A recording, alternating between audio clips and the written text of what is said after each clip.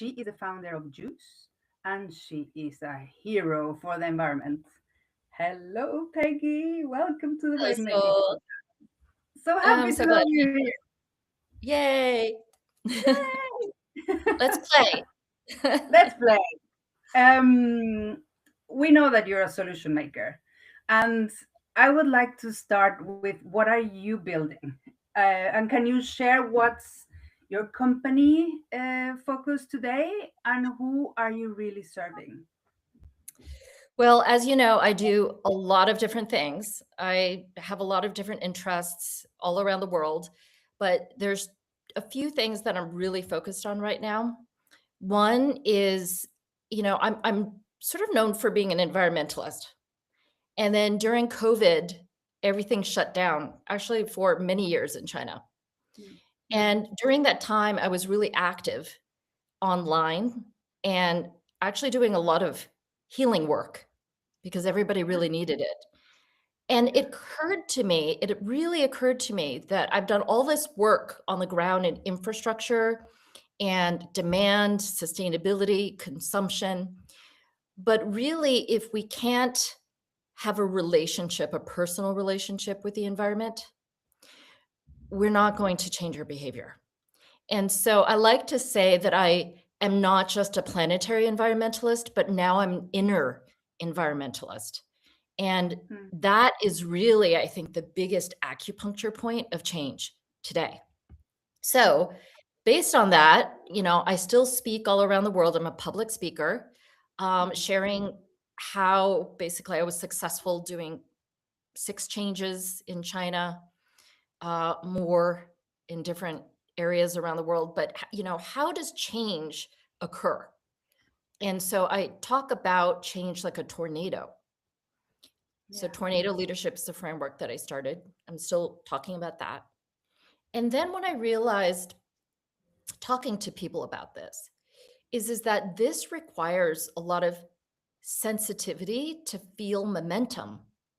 It's Mm. not about using your analytics or your left brain, your logic brain to neuroscientists will not say there's no left brain, right brain, but just analogy, right? So a lot of people are trained to use your logic side to look at metrics. Yes. But what I realized was when you're talking about change, you need to feel whether you're building momentum. And Mm. that feeling has really been turned off. It's been conditioned out of us, depending on what kind of school you went to, whether or not you did an electrical engineering, computer science degree like I did, from a very Yes. math nerdy school from MIT, right? I'm just focused on numbers all the time. And then I went to McKinsey and did all this like engineering stuff in the Silicon Valley. So, I mean, most of my life I was really focused on numbers and analytics. So it Mm. really wasn't until recently in my life that I realized I need to help people to really make change, to get in touch with nature. I need to help people feel the connection Yeah. with nature. And that's about feeling and sensitivity, right? Some Mm. people might call it intuition. I call it super senses. It's literally how our mammalian body was designed to Yeah. get all this energy, the smells, the taste, the feels, right? The dynamics, the energetic flows between, the harmony, the coherence between us and the trees and the animals, the oceans, all that good stuff. We are designed to feel it, not to Mm. think it, but to No. feel it.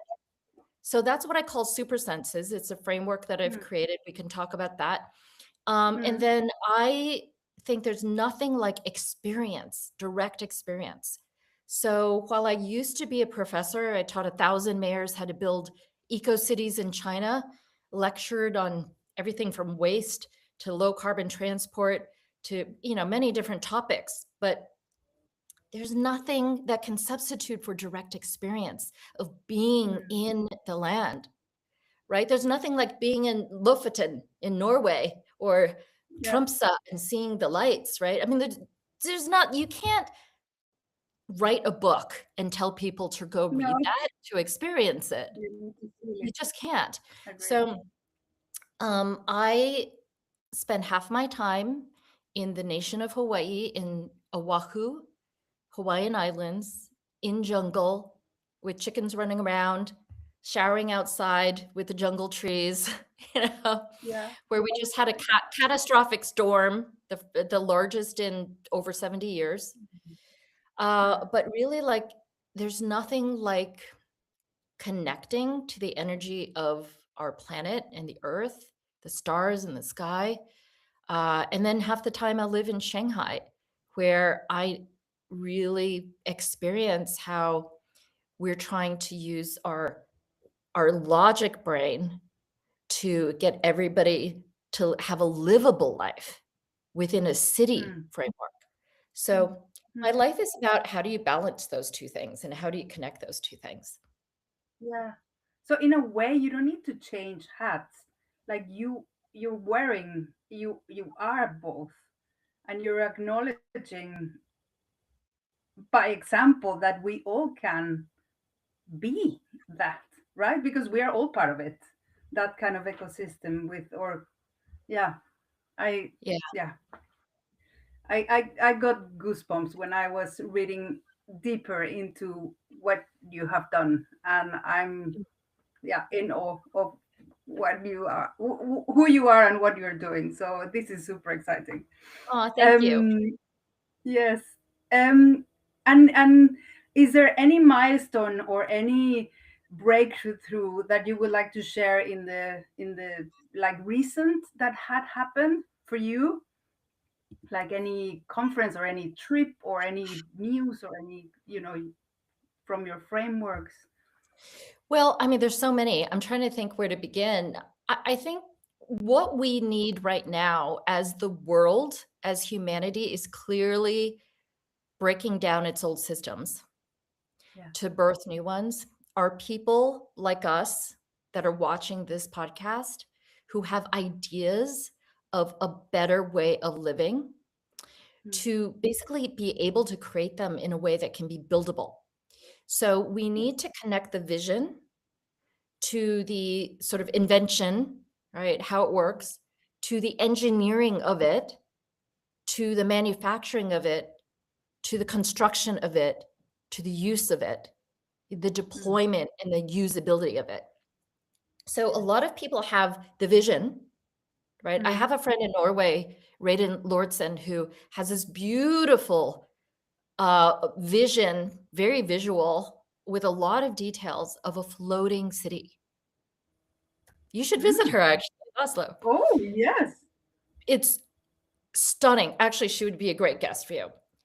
But Yes. how do you move that vision, right, from all these pictures and words to something that's engineerable with today's construction materials, Mm. in a way that is financially viable, where many parties are incented to come together to do that construction?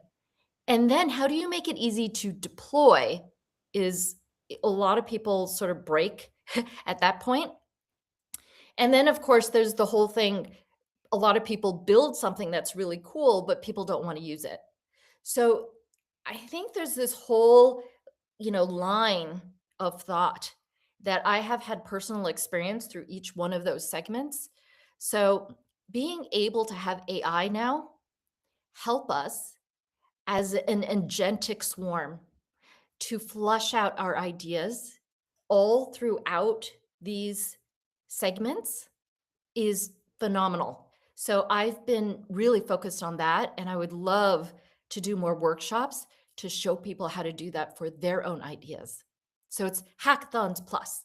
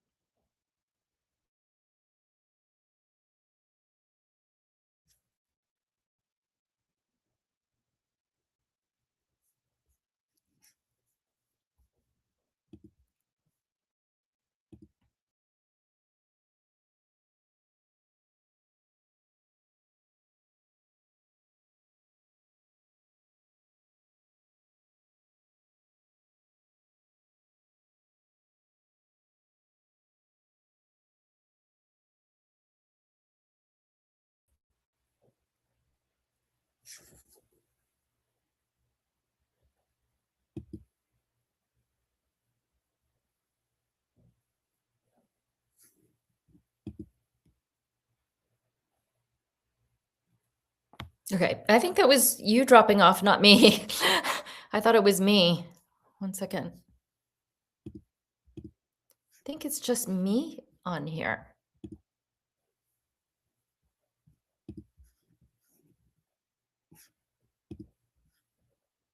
Let me try again.